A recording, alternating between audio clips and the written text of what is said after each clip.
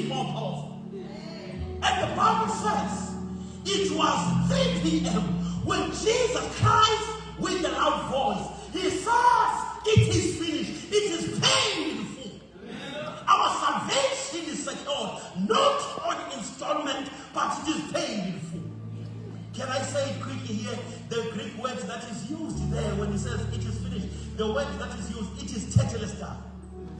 Now it is used when you do the transaction. When you go to the market and then you let buy something at the market, and then the one who is selling will give you a receipt because you have labeled an item. He will say, now, please, the date for payment is this is the date. Then you go with the slip with the receipt of the labor.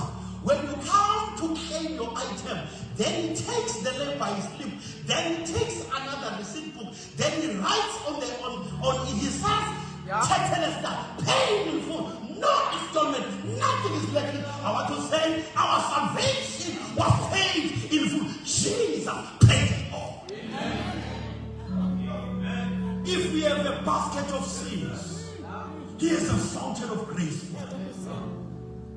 I want to say this morning, 1 John 4 verse 4, greater is he